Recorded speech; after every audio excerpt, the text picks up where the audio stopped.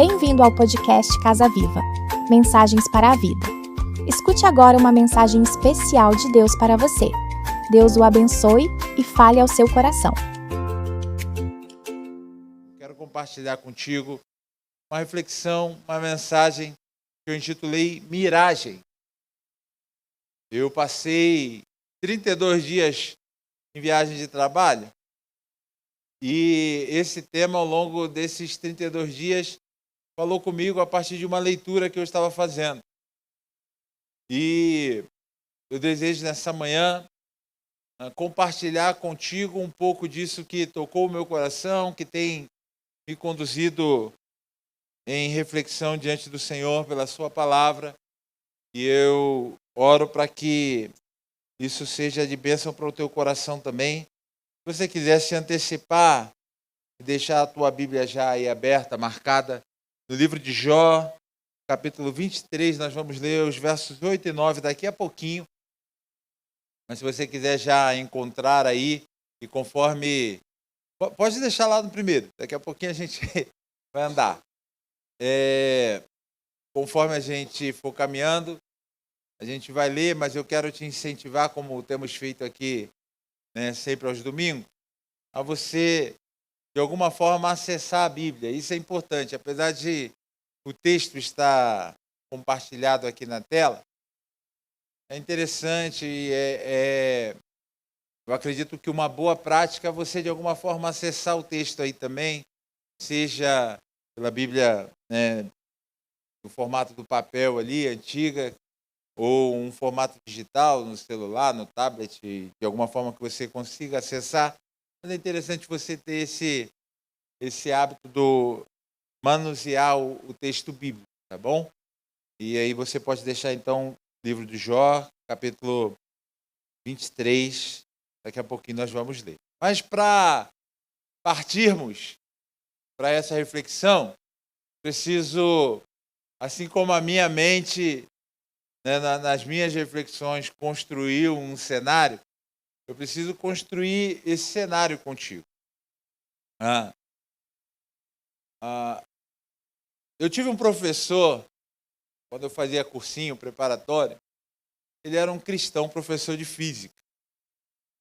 E o professor Maurício gostava muito de, cada oportunidade que tinha na sua aula ensinando física para alunos de ensino médio, de alguma forma mostrar o detalhe com o qual o Criador, Deus, tinha conduzido a criação.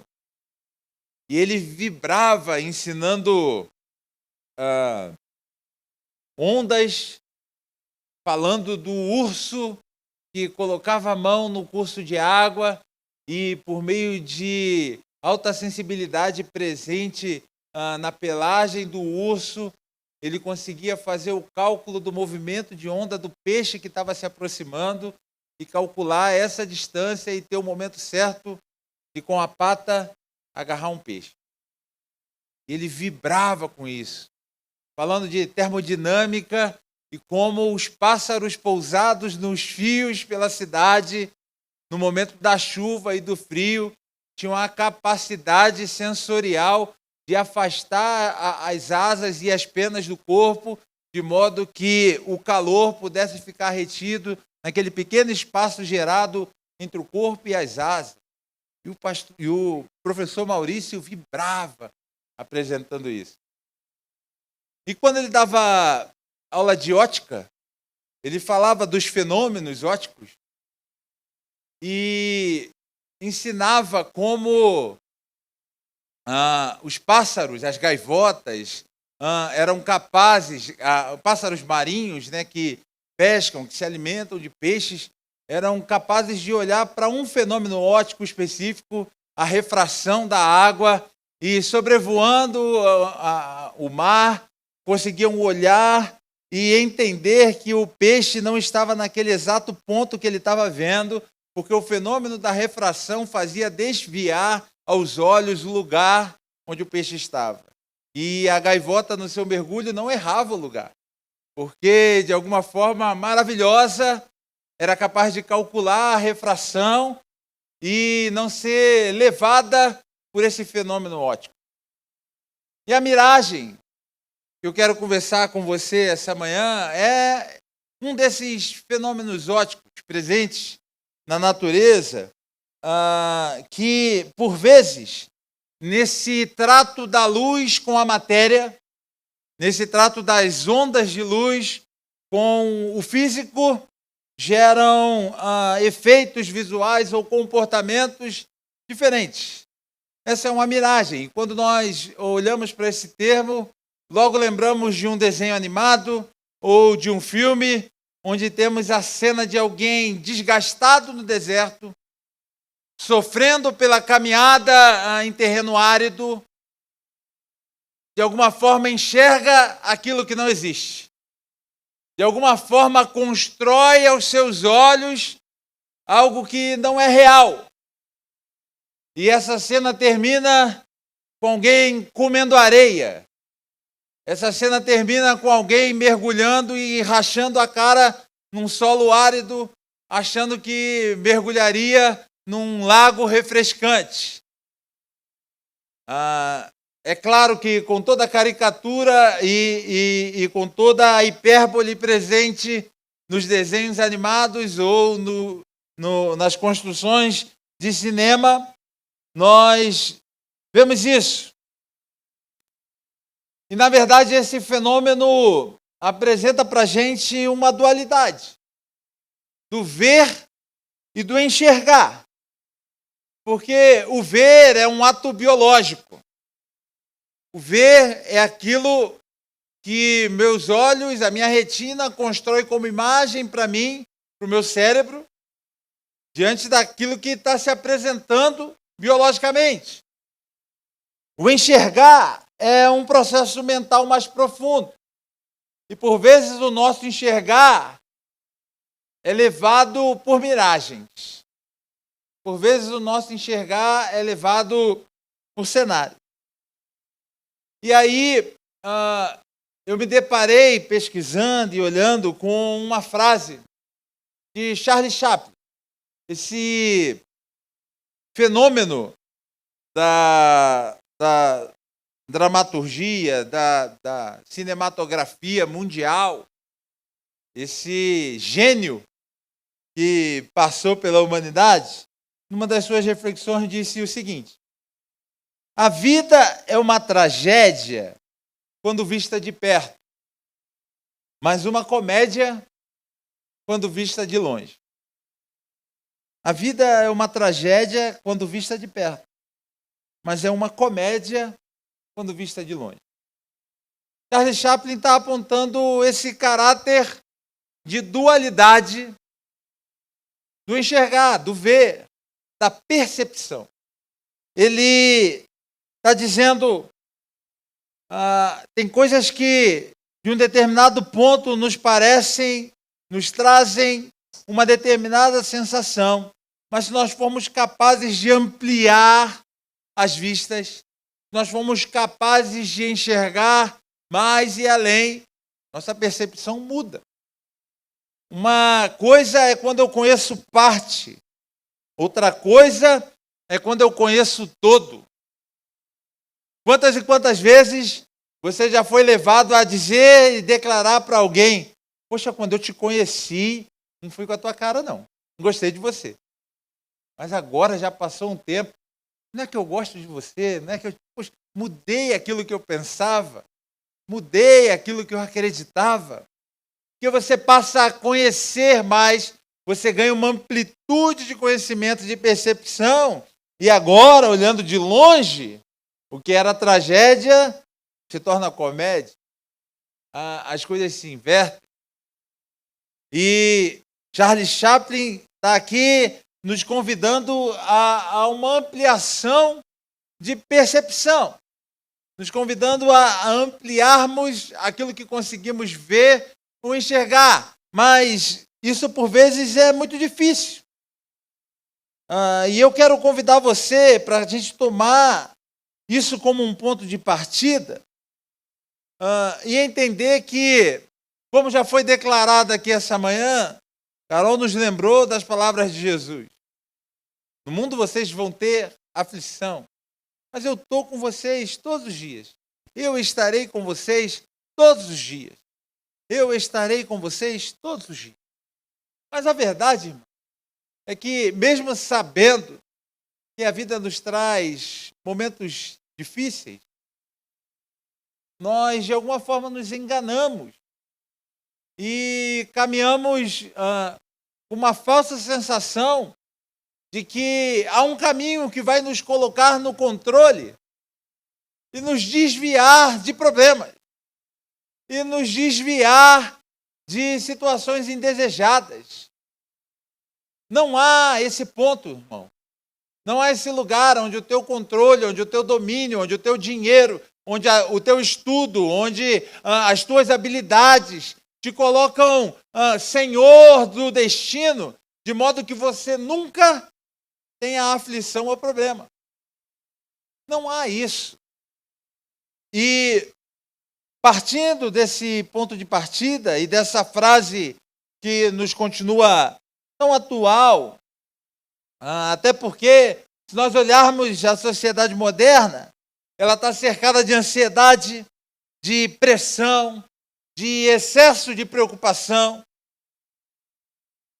Muitas pessoas acreditam que precisam resolver tudo imediatamente e assim acabam sofrendo até mais do que o necessário.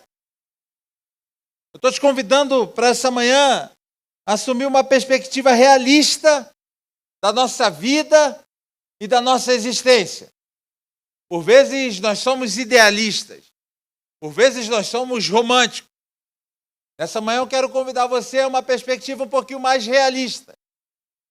Vamos ser um pouquinho mais adultos, eu e você, nessa manhã, deixar a nossa adolescência um pouquinho para trás e entender, a vida é dura assim, irmão. A vida traz dificuldades. Eu lembro das palavras do sábio Eclesiastes, dizendo, nós vamos bem até um certo ponto. Depois é cansaço, fadiga, dor, perda de cabelo, perda de dente, ganho de peso e por aí vai. É a realidade da vida, irmão. A realidade dos dias. Mas por que essa realidade hoje? Por conta do pecado que nos assedia.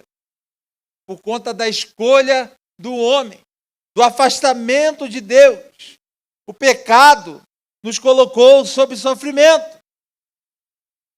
Na expressão mais simples, teologicamente falando de modo mais simples, pecado é aquilo que nos afasta de Deus e que nos mantém distante deles, se não há em nós o desejo e o mover de deixarmos o pecado.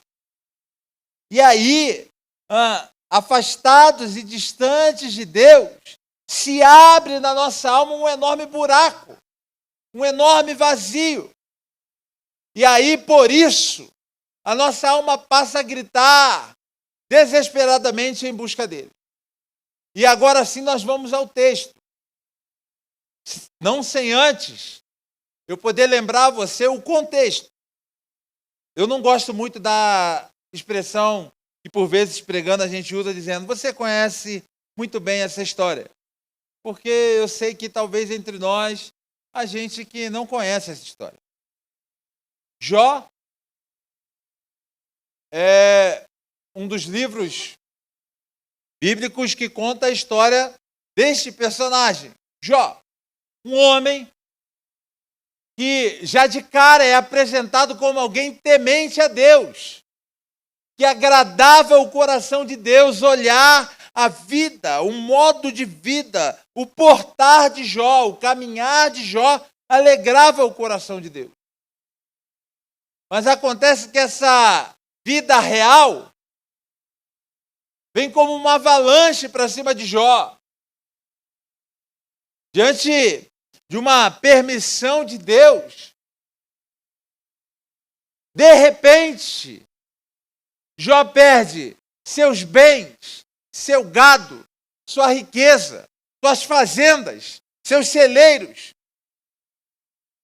seus filhos. Essa semana eu me solidarizava com um grupo de amigos que viveu uma tragédia.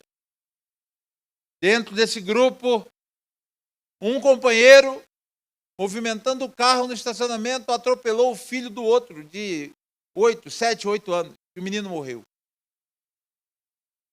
E diante desse cenário, conversando com eles e me solidarizando com eles, era impossível que o meu coração não chorasse. Eu tenho 3 filhos, irmão.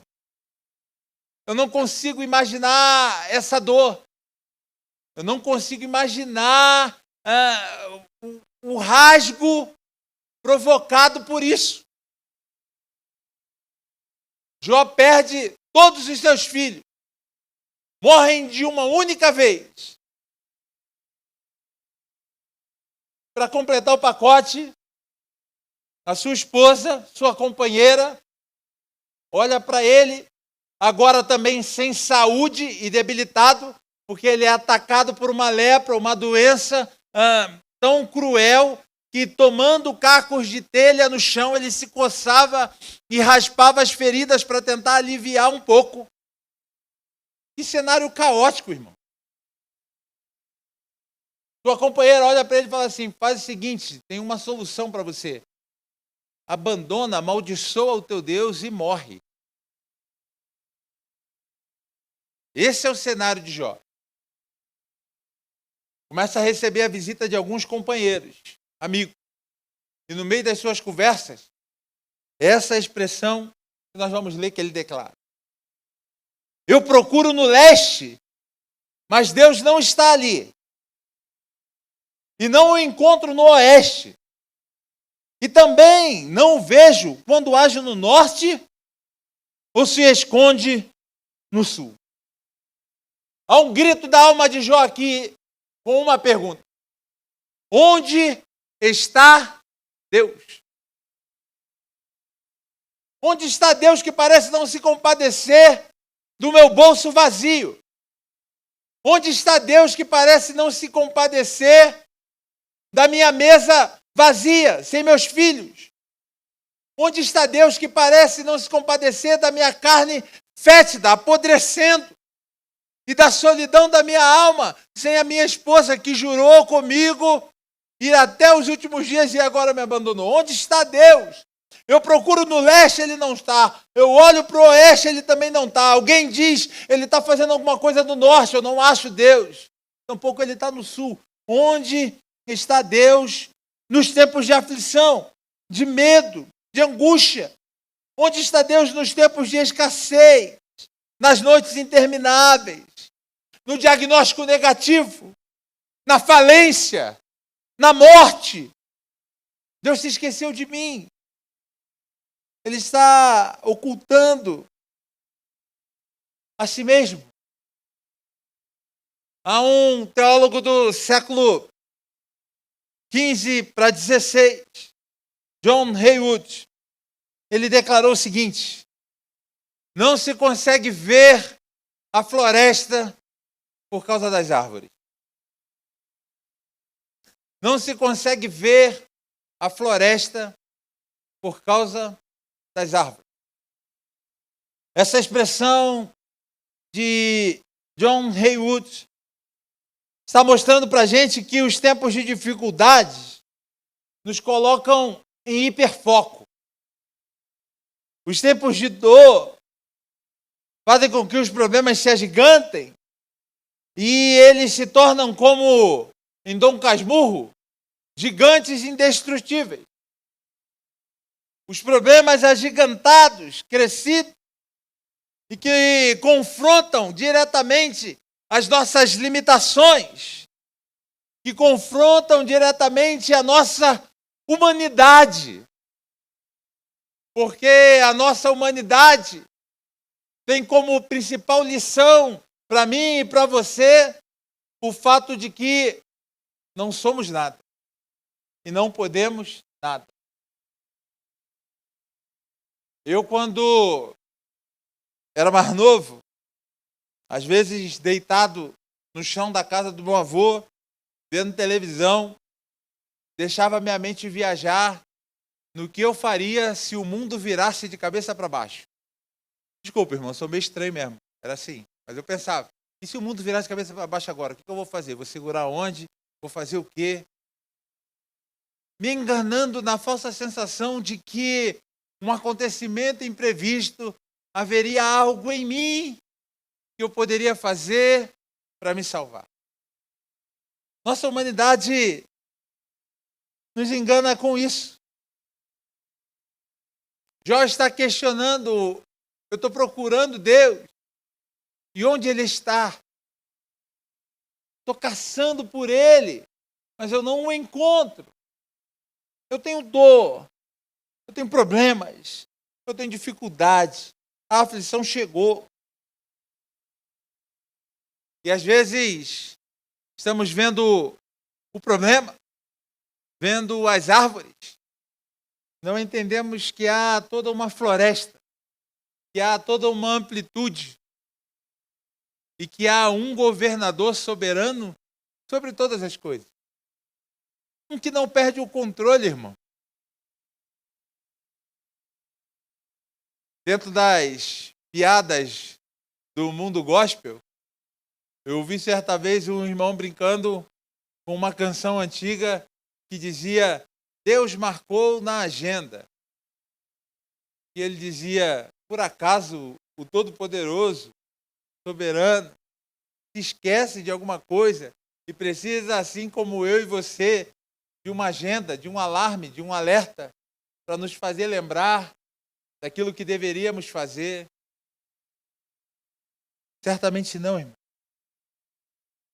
E nesses tempos de dor, de aflição, de angústia, eu e você precisamos escolher entre os frutos da nossa humanidade e aquilo que pode ser produzido, feito pelo Senhor. Esse tempo de desafio, ele tem uma representação muito própria, biblicamente falando. É o deserto. É o deserto. E eu não sei a realidade da vida de cada um aqui hoje. Mas eu posso afirmar, sem medo de errar, há alguns desertos sentados me ouvindo nessa manhã. Porque os desertos fazem parte da caminhada. E talvez você entrou aqui nessa manhã de domingo atravessando um tremendo deserto. Caminhando por esse terreno inóspito, árido, ressequido. Terreno sem fruto. Um terreno sem cor. Se a gente olhar o relato da história de Israel, o povo está vindo de um momento extraordinário. Eles viram a mão do Senhor derrotar cada um dos 10 deuses do Egito. Eles viram a poderosa mão de Deus humilhar cada uma das entidades adoradas pelos egípcios. E aí saem levando os despojos. Aqueles que antes afligiam Israel, agora olham para eles e falam: o que vocês querem? Pega tudo, pega o ouro, pega os bens, leva para vocês, leva. Israel sai na direção de uma promessa. Sai com a sensação de nossa vida mudou. Sai com a sensação de vitória. E logo de início se deparam com um pequeno problema chamado Mar Vermelho, mas é quase que imediato, um milagre extraordinário. Eles começam a querer se queixar e rapidamente Deus diz a Moisés: toca aí, o mar vai se abrir. E o mar se abre e o povo passa em seco no meio do mar. E aí quando chegam do outro lado, eles olham, estão extasiados, irmão. Eu não sei que coisas maravilhosas você já viveu na sua vida. Eu não sei que experiências sobrenaturais você já pôde ver ou experimentar. Mas eu, sinceramente, acho difícil que você tenha visto algo tão extraordinário quanto isso. O mar se abrir, se separar, você poder passar e caminhar por entre ele. Há conjecturas as mais diversas aqui. Por vezes você vê isso representado como um grande aquário, as pessoas caminhando e os peixes e os seres marinhos passando do lado. Há representações e conjecturas as mais diversas. Não sei exatamente o que foi possível ver ou não ver. Eu sei de uma coisa, é algo extraordinário. E quando eles chegam do outro lado, após viver algo extraordinário, com o coração em êxtase, sabe o que eles têm pela frente? Deserto. Realidade. Escassez. Limitações. É um lugar hostil. É um lugar difícil. Na frente deles agora é só areia e deserto. Esse bioma, essa região geográfica que recebe pouquíssima ou nenhuma chuva, é de extrema secura. É como um lugar que diz, eu não quero vida aqui. Parece que esse é o grande lema do deserto. Lembre-se, aqui não é lugar de vida. Parece que essa é a grande expressão gritada pelas areias e pelo vento do deserto. Não há vida aqui. E Israel precisa enfrentar esse lugar. Mas sabe o que é interessante, irmão? Se você for buscar a raiz do termo no hebraico, que apresenta o deserto na Bíblia, a expressão principal utilizada é midbar. Midbar é traduzido para nós como deserto ou como ermo. Só que essa palavra, para o hebraico, para o povo judeu, ela carrega um significado espiritual muito profundo. Porque esse termo tem a mesma raiz de davar. Midbar e davar usam a mesma raiz. E o que é traduzido por deserto também é traduzido por lugar onde Deus fala. Davar, traduzido como Ele fala, como o eu sou fala, como o lugar onde Deus fala. O deserto, na tradição hebraica, ele não é traduzido só como esse lugar de escassez, mas ele é traduzido e precisa ser entendido por nós como o lugar onde Deus fala. E aqui, Deus falando se confronta com o que o deserto fala. O deserto fala, lembre-se, esse não é lugar para se viver. Deus fala, eu sou a vida. O deserto diz, lembre-se, eu não quero vida aqui e você vai morrer aqui. Jesus diz, eu sou a vida. E se você crê em mim, você viverá eternamente. Ele venceu a morte.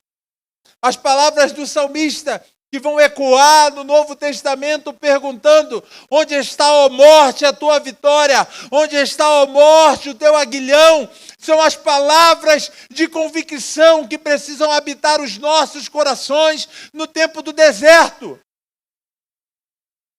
Por mais que o deserto diga, você vai morrer, há aquele que venceu a morte. E se ele venceu a morte, nós também podemos vencer com ele. Onde está a morte, a tua vitória? Onde está o deserto, a tua vitória? Esse é tempo de você escolher e decidir a voz do deserto ou a voz de Deus. O que o deserto diz para você ou o que Deus está te dizendo. E de fato, irmão, deserto é espaço e tempo de aprendizado. Eu quero ler para você uma reflexão, a meditação de um teólogo. Falando sobre o deserto, ele disse: por vezes em nossa caminhada, nós somos convidados a entrar no deserto, espiritualmente falando, saindo da rumorosa confusão diária, feita de palavras vazias, para escutar outra palavra, a palavra de Deus, que como um murmúrio suave nos acaricia o coração. O deserto é a oportunidade de nos colocarmos totalmente nas mãos de Deus, aprendendo a confiar mais na sua providência. É o momento de escutar mais a sua palavra e deixá-la brotar em nossos corações.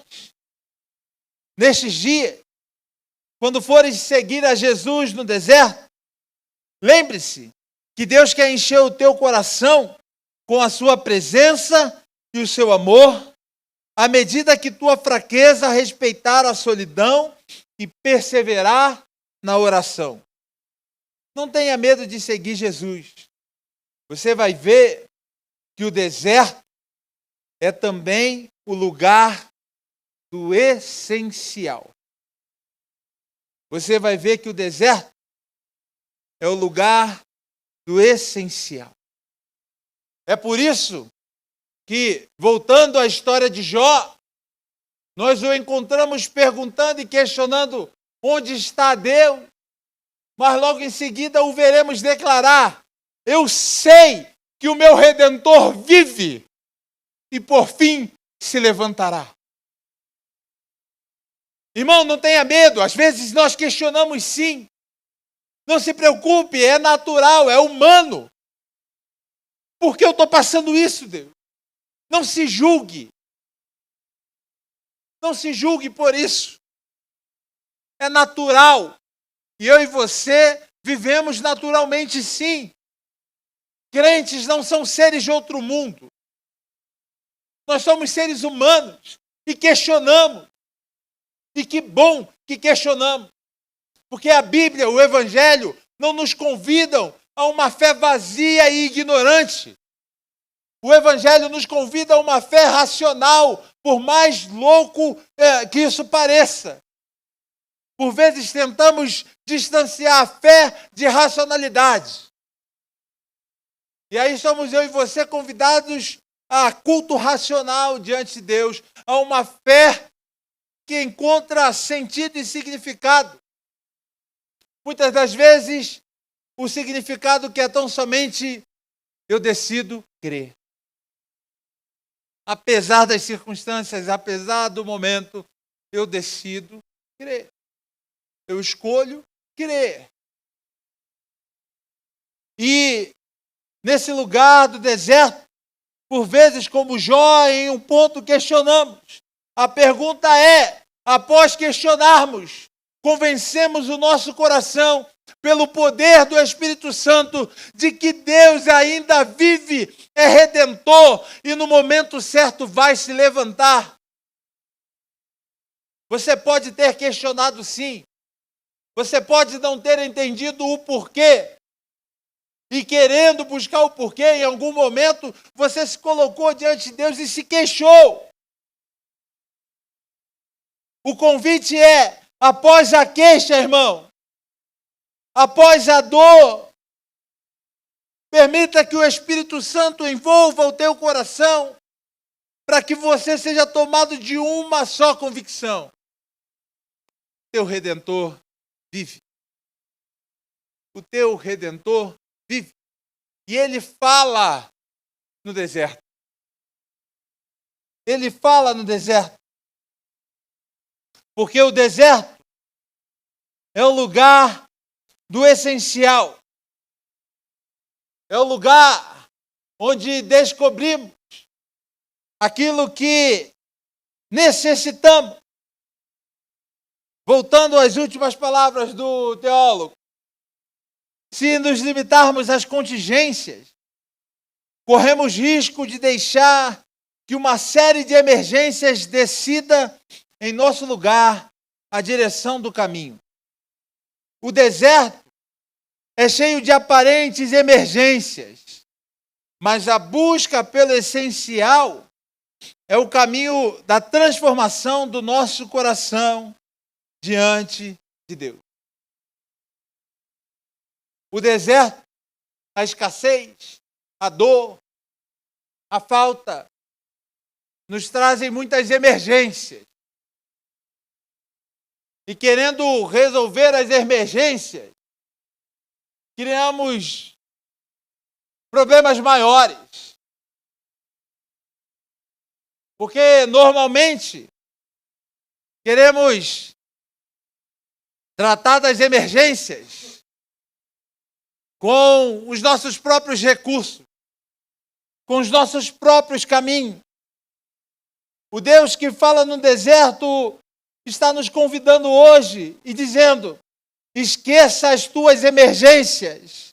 Eu estou aqui para te ensinar o que é essencial. Eu sempre me lembro do momento em que Jesus reúne seus discípulos e diz para eles assim: olha, tomem o barco, atravessem ao outro lado do mar. Eu vou me retirar para um tempo de oração. Encontro vocês do outro lado. O texto bíblico diz que ao entrar no mar e iniciar a sua travessia, uma forte tempestade vem sobre o barco. Eles iniciam a sua travessia e as ondas se levantam. O vento forte vem e eles entram em desespero. Nós vamos morrer. O texto também informa que na quarta vigília da noite, se você pegar o período noturno de 12 horas, de 18 às 6 da manhã, dividir por 4, nós vamos ter períodos de 3 horas. Ele só aparece aos discípulos andando por sobre as águas na quarta vigília da noite, 9 horas depois de que tudo começa. De 18 a 21, de 21 à meia-noite, de meia-noite às 3. 3 horas da manhã, ele aparece andando por sobre as águas. Ou depois disso, durante a quarta vigília da noite. Havia uma emergência. Os discípulos estavam sob forte tempestade. Havia uma urgência, um desespero, uma aflição. Onde Jesus estava? Jesus estava no essencial, orando. As urgências, por vezes, querem nos arrancar da essência. Irmão, eu não estou te convidando a um tempo de irresponsabilidade. Eu não estou te convidando a um tempo de abrir mão. Então tá bom, deixa para lá a mão invisível que resolve. Por favor, me entenda. Eu sei que você é maduro para isso. Há coisas, posições, acertos, entendimentos que serão nossos próprios. Você vai ter que tomar posturas durante esse tempo, tratar, equalizar, resolver, combinar, ajustar. Mas você precisa entender que há momentos que são para o essencial. Destine esse tempo para o essencial. E nesse lugar de ouvir a voz de Deus, de ser guiado por Ele, nós precisamos atentamente escutar o imperativo. O imperativo que ecoa do céu. Por vezes, estamos presos a nós mesmos, a nossas emergências.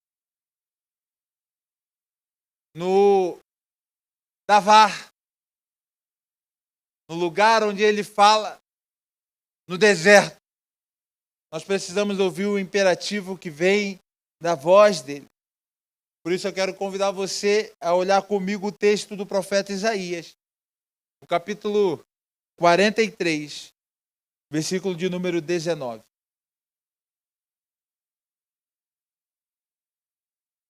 Isaías 43, 19. Há um imperativo.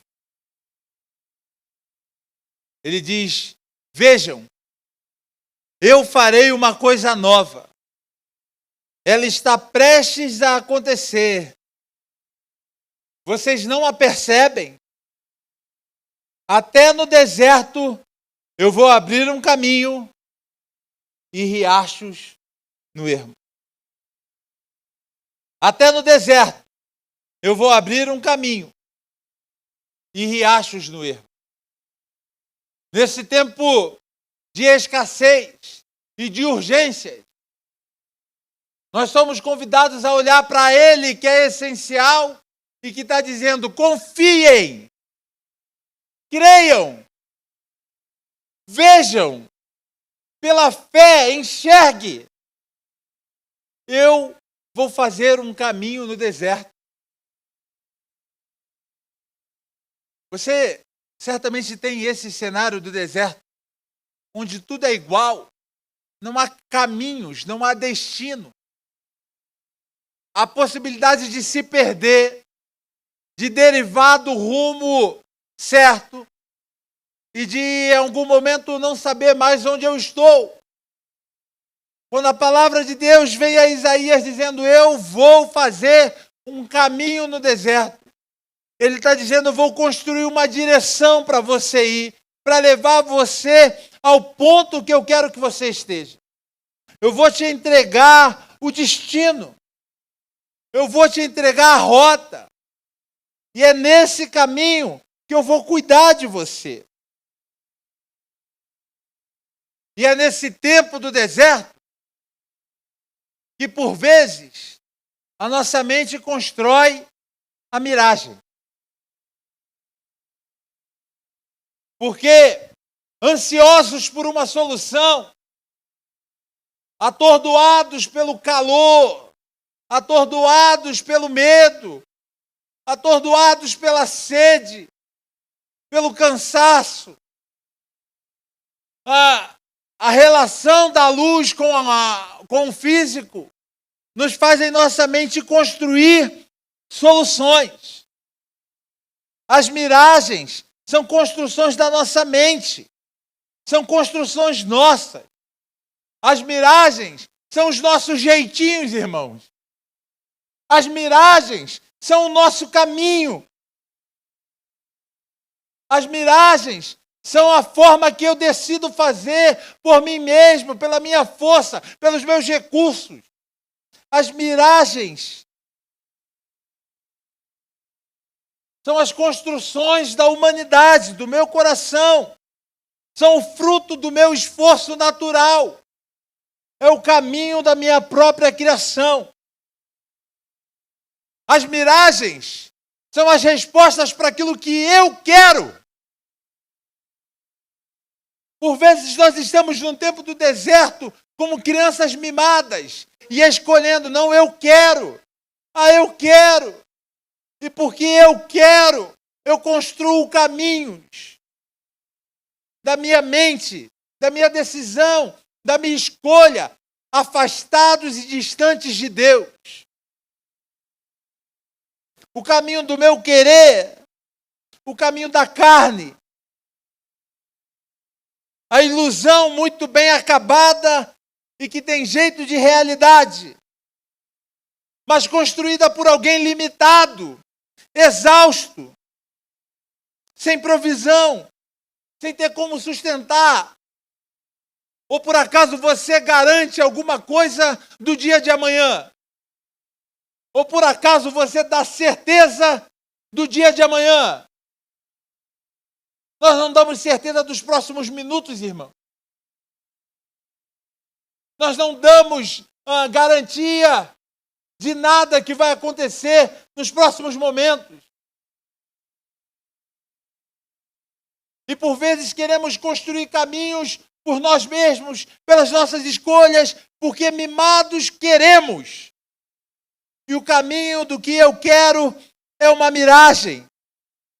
O deserto é o tempo de aprender que tem coisas que eu preciso, que são necessidades, e a essas Deus prometeu, nunca vai faltar. Aquilo que eu necessito, aquilo que eu preciso, vem de Deus. Ele sabe aquilo que eu preciso.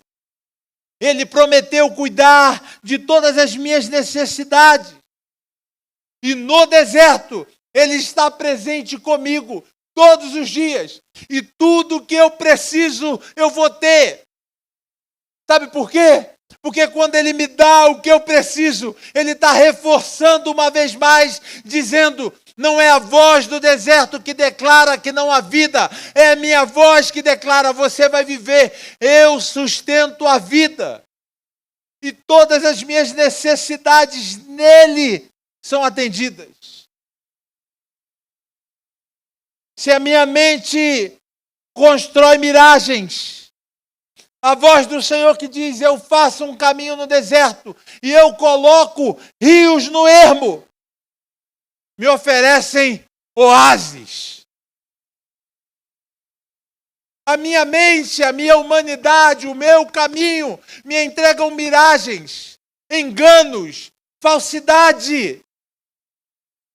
Há caminho que ao homem parece direito, mas o seu final é morte.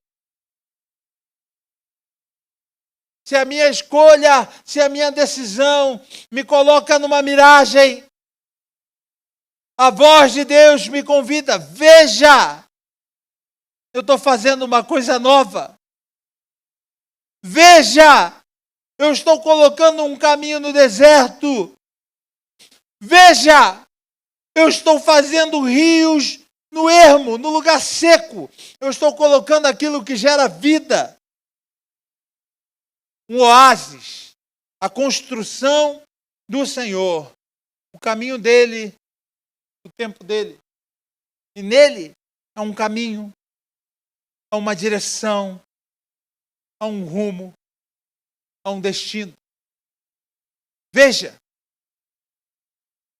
veja. Talvez você seja um dos desertos dessa manhã. E certamente há desertos representados aqui. Ouça a voz do Senhor que te diz e te desafia: veja. Veja. No primeiro capítulo do Evangelho de Lucas, o anjo se apresenta a Maria e diz a ela: agraciada, Deus escolheu você, você vai conceber e vai dar à luz a um filho, e ele vai salvar o povo do seu pecado.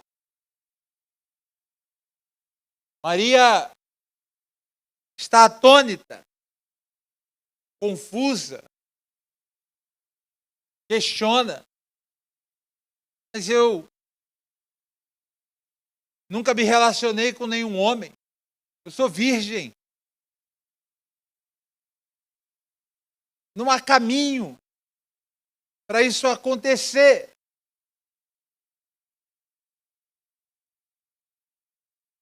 A resposta de Maria está retratando uma realidade. Maria está afirmando ao anjo do Senhor, dizendo: isso que você está declarando acontecer é impossível. Como que vai ser isso? Como isso vai se concretizar? A resposta do anjo para Maria é a seguinte: descerá sobre ti o Espírito Santo. Descerá sobre ti o Espírito Santo. E o poder do Altíssimo te envolverá com as suas asas. Talvez você está ouvindo esse imperativo nessa manhã que te diz, veja. E você está perguntando, como que eu vou ver? Como que eu vou enxergar esse negócio? Você não tem noção, Fagner, do tamanho do meu problema. Você não tem noção do tamanho da minha dor. Você não tem noção do tamanho da confusão que eu me meti ou que me meteram. Você não tem noção da perda, do prejuízo, do tombo. Você não tem noção. É verdade, eu não tenho noção. Eu só tenho uma palavra para te dizer. Veja. Veja. E quando eu falo isso para você, o calafrio sobe aqui dentro, irmão. Porque eu estou falando para você, veja. E a voz dentro de mim me pergunta, e você está vendo? É para nós. A palavra do Senhor é para nós nessa manhã. Veja. Ontem eu tive a oportunidade linda de, junto com o pastor Daniel, e ver a obra da igreja.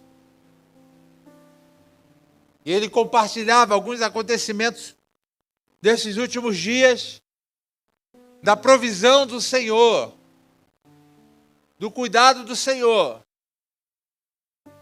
e de um prestador de serviço que está lá, que chamou ele no canto para falar assim, pastor, o senhor está com fé demais. Dá um pouquinho dessa fé para mim. Porque o que está acontecendo aqui é surreal.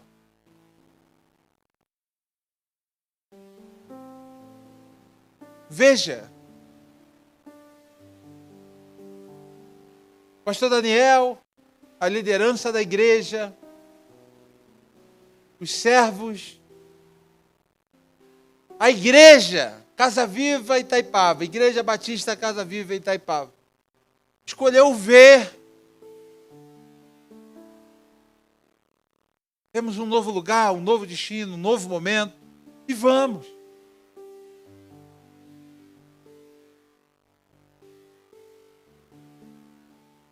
Como que isso vai acontecer? Descerá sobre nós o Espírito Santo. Sabe por que somos batistas, irmão? Porque, como denominação, escolhemos declarar, somos aqueles que vivem envolvidos na atmosfera do Espírito Santo. Isso é batismo. Mergulhados, imersos, envolvidos na atmosfera do Espírito Santo. E a atmosfera do Espírito Santo é a atmosfera sobrenatural. Sobrenatural. Acima do natural. Se você decidir que vai caminhar com a possibilidade de todos os dias explicar as coisas que acontecem contigo, sinto te dizer, você está escolhendo um caminho da naturalidade. É bonito cantarmos, ninguém explica a Deus. É um pouquinho mais difícil provarmos que ninguém vai poder explicar também a vida de quem caminha com Deus.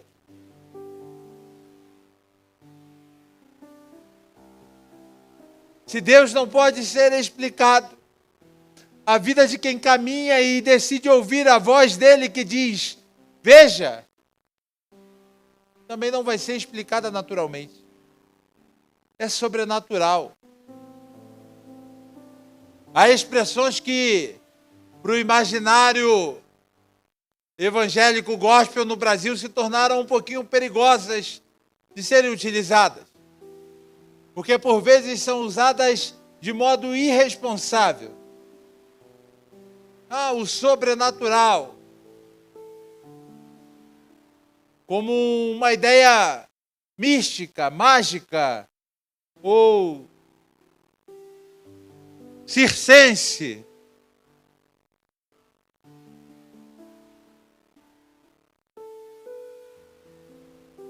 Não é disso que eu estou falando. Eu estou falando daquilo que é intrínseco à fé. Eu tenho um Deus que pode tudo. Eu tenho um Deus que não vai me abandonar. Eu tenho um Deus capaz de fazer um caminho no deserto, rios no ermo. Eu tenho um Deus que é um Deus do impossível. Esse é o caminho da fé, que é acima do natural. Mas eu preciso abandonar as minhas miragens. Eu preciso abandonar as minhas decisões, as minhas escolhas, os meus caminhos. Eu preciso renegar a construção na minha própria mente. Eu preciso ser capaz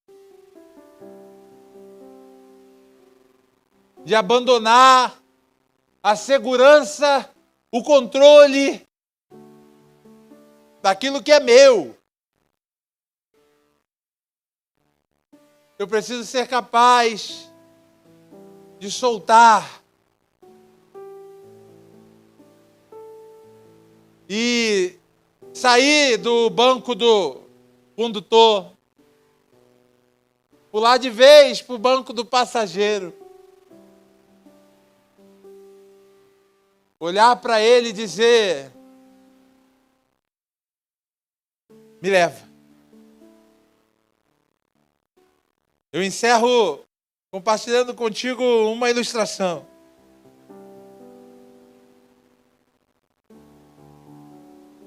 Um avião enfrenta uma turbulência.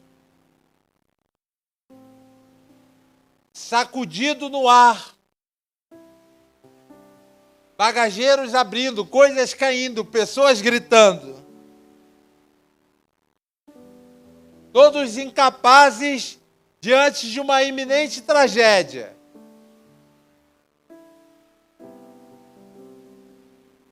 Um curioso olha para o lado e vê um menino tranquilamente sentado, observando tudo o que está acontecendo, sem esboçar o mínimo de preocupação. Ao passo que chama o menino e pergunta, ei garoto, você não está com medo? Você não está preocupado? O garoto olha para ele e fala assim, não tio, eu estou tranquilo. Meu pai é o piloto.